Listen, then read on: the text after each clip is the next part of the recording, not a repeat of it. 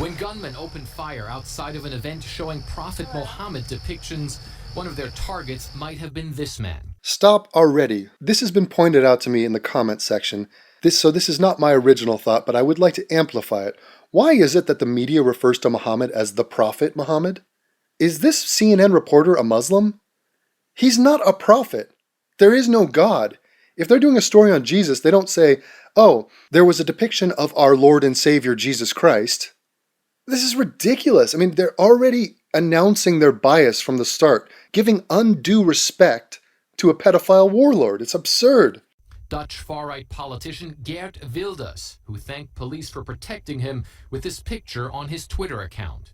Earlier, he ripped into critics of the event. They want to prohibit cartoons, books and films which they found insulting. And our answer is, don't mess with taxes.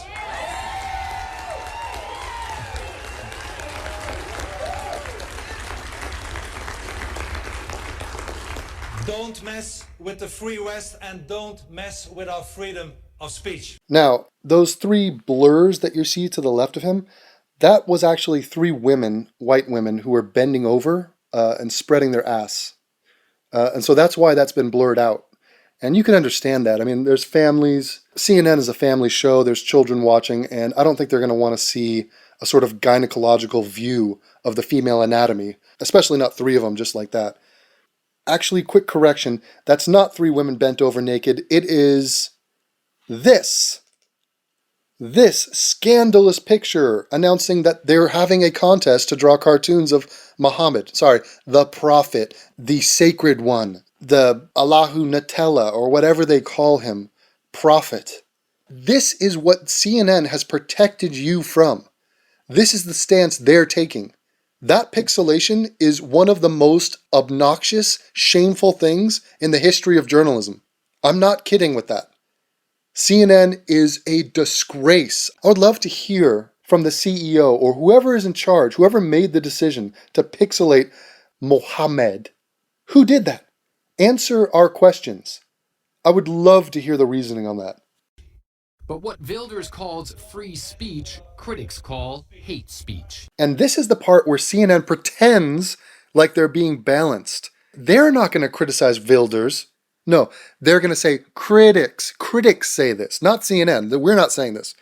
But we are greenlighting. We are saying that it's important enough to announce that these critics deserve a voice.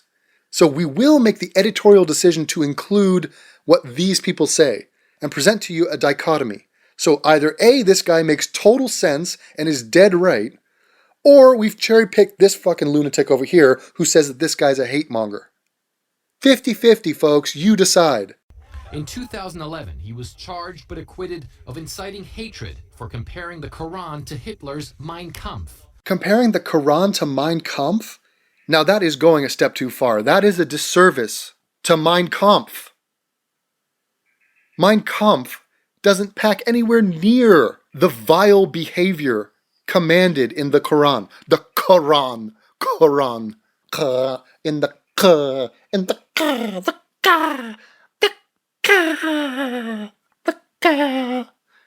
Ken? Are you Ken? How do you do? I'm George's barrister. What's happened? Asshole! Bloody hell, you... All right, then.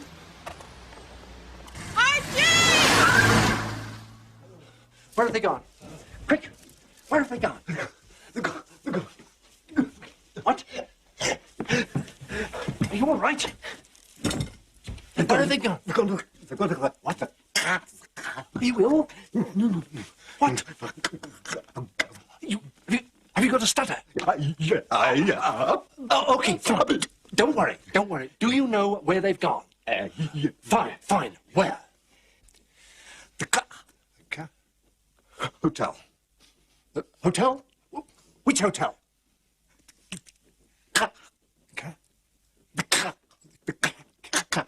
Go on. It's okay. All right, wait. Slowly, very slowly.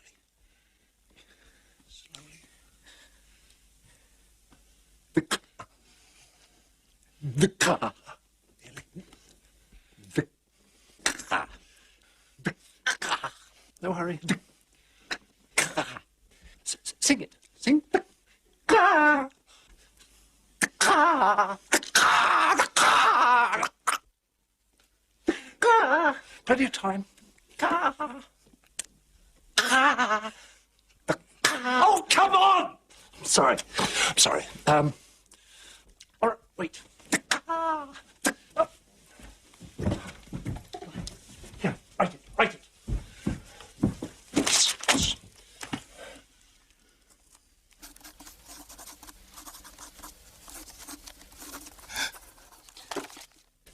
Cathcart Towers Hotel? Cathcart Towers Hotel. Well, where is it? Ken, where is it? Where? Again. No.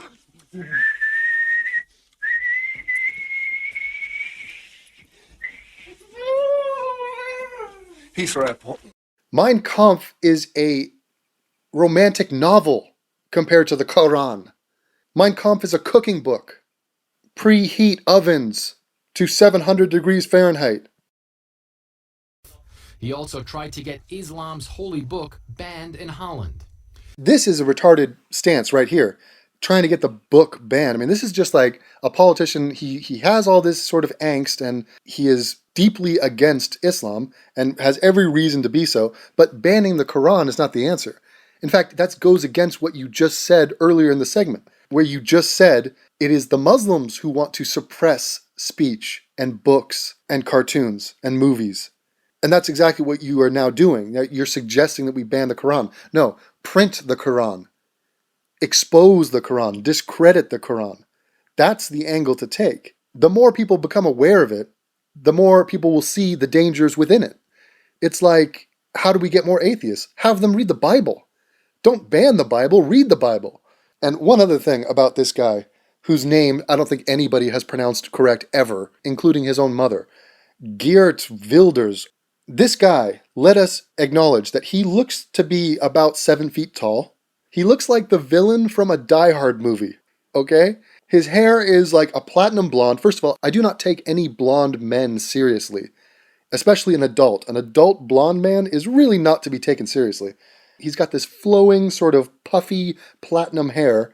He's got this round sort of face. He has an accent that nobody in their right mind can place. And it just sounds weird time after time. Every time I hear him speak, it sounds weird. It's not like I'm used to it now. And apparently he towers over an entire SWAT team. So the man is a target, and he is a character, but he's right. And no, I don't really care that much that he has a man crush on Ronald Reagan. I don't. I disagree with him on that. But guess what? We're not getting married. I don't have to agree with the guy on everything. For years, Wilders has been campaigning to curb immigration to the Netherlands from Muslim countries, combating what he calls the Islamization of Europe. In 2008, he produced a short film called Fitna, which argued that Islam encourages acts of terrorism, anti-Semitism, and violence towards women. And that's my nomination for Understatement of the Millennium. Let's review that. Let's review this controversial film and his controversial message that Islam encourages acts of terrorism. Ding! That is correct, sir. Look at any stats. Read the definition of jihad and martyrdom in the context of the Muslim teaching of it. Anti-Semitism. Don't even get me started. These people froth at the mouth with their anti-Semitism. It fuels them. It inspires them. They are crazed and insane with their Jew hatred. That is a known fact, established, undeniable, irrefutable fact that gets ignored and swept under the rug. And violence towards women, really.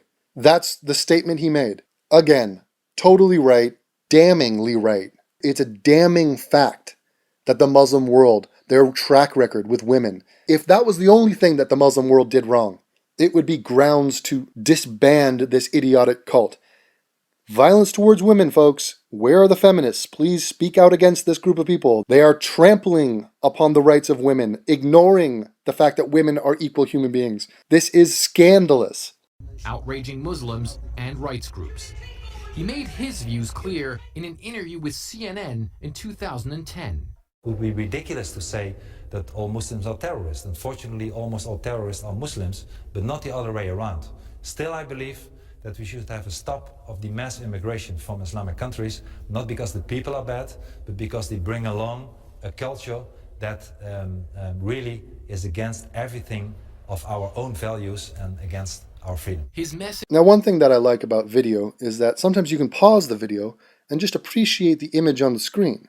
Like in this case, where you pan to the audience listening to him speak, and you see a guy with a tattoo of a dick and balls pointing up at his ear.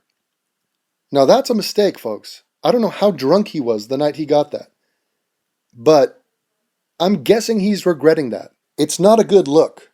If you are going to get dick and ball cartoons tatted on your body, which I think is outlawed in the Muslim world too, just so you know, don't do it on your neck. You know, you want to do that one, it's more of like a, put it on your hip or on your ankle. You know, you want to be able to cover that for the workday. His message resonates with many voters in his native country. Wilders' Freedom Party is currently represented in the Netherlands as well as the European Parliament. But there's also a lot of public backlash, like when Wilders came to England in 2010 to speak in front of the House of Lords. I don't think that you can have a logical argument with a fascist because they're a fascist. Pack it up, everybody, go home. The college graduate has declared Wilders to be a fascist.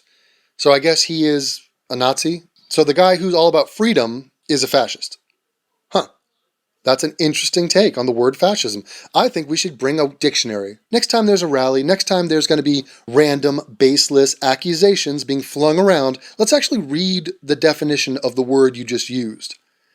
That might be helpful in exposing just how pointless it is that you say those things. Wilders has been under police protection since 2004, protection that seems to have been necessary for him and the other participants of the event in Garland, Texas.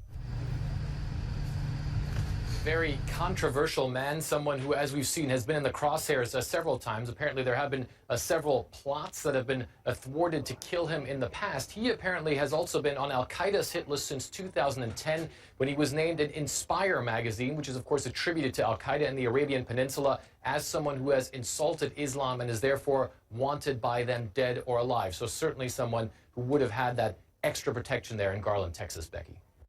So impressive that CNN does not take a stance on all the facts they just said. The fact that he is on a hit list to be killed by barbarians, by murderous barbarians. And this guy, this CNN robot, he acts like he has no opinion on the matter. They act as if they're oblivious to the fact that that is a reprehensible thing. And he just says, oh, he's controversial. What?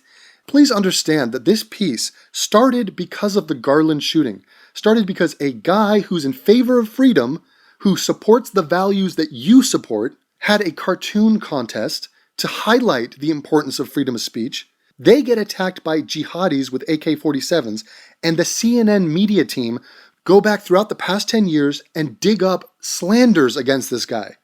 They're like, well, who's against this guy? Let's give voice to them. That's their agenda. And they pretend to be objective. They're like, here's what happened. This guy was talking about freedom of speech, then he gets attacked, and here's what a million other critics say about him. That isn't objective, CNN, you cowards. And by the way, he is wanted dead, and there's several attempts to assassinate this man that are ongoing. And we're going to have to leave it there. We're not going to say if that's good or bad. We'll leave that to you, the viewer. Okay, after our propaganda piece, our hit piece on this man, you've seen that. So now make your decision. We're objective, though. CNN. This is CNN.